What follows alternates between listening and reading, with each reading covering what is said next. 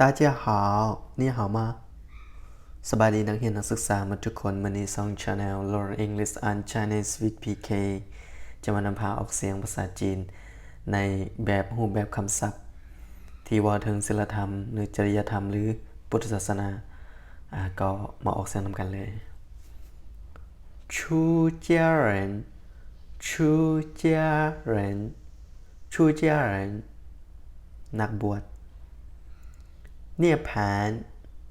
涅槃涅槃นิพพาน地狱地狱地狱นรก罪孽罪孽罪孽บาปกรรม功德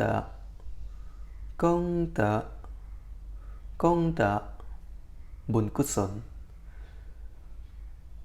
捐赠捐赠捐赠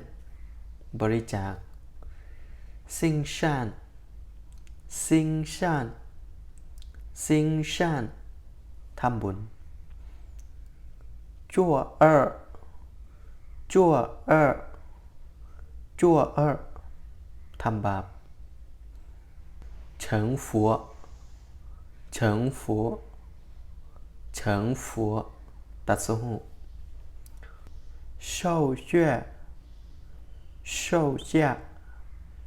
受戒รักษาศีล命数命数命数ชะตากรรม坐禅坐禅坐禅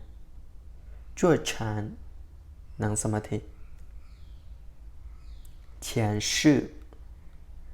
前世前世ศาสตร์ก่อน今世今世今世ศาสตร์นี้来世来世来世ศาสตร์หน้า吃斋吃斋吃斋ตักบาตร香烛香烛香烛ธูปเทียน崇拜崇拜崇拜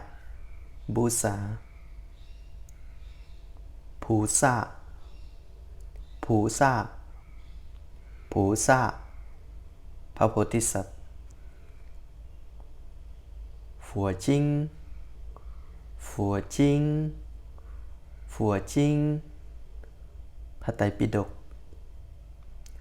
三宝三宝三宝พระรัตนตรัย尼姑尼姑尼姑แม่สีแม่ขาวอาลัวฮันอาลัวฮันอาลัวฮันพระอรหันต์升起升起ปาฏิหาริย์天使天使天使เทวดา精灵精灵精灵ผีเปรต犯戒犯戒犯戒ผิดศีล宗教宗教宗教ศาสนา鬼魂鬼魂鬼魂วิญญาณหมัวหวางหมัวหวางหมัวหวางยมบาล天堂天堂天堂สวรรค์虾米虾米虾米สามเณร念经念经念经สวดมนต์迷信迷信迷信ไสยศาสตร์施舍施舍施舍ให้ทาน祈祷祈祷祈祷อธิษฐานโอเคเป็นยังไงนักเรียนนักศึกษาทุกคนวันนี้ก็2 Channel Learn English and Chinese with VK ก็ได้นำพาออกเสียงเป็นที่เรียบร้อยแล้วก็ที่เหลือก็มีแต่เราตั้งใจฝึกออกเสียงไปนำ2 PK ในแบบนี้เรื่อยๆในคลิปวิดีโอต่อไปแล้วก็หรือตอนนี้ก็ฝึกวิดีโอตัวนี้ฝึกเรื่อยๆฝึกประจำแล้วก็ฟังแล้วก็ออกเสียงแล้วก็จื้อคำศัพท์แล้วนี่หามันได้แล้วก็สักวันเราก็จะเป็นผู้หนึ่งที่สามารถ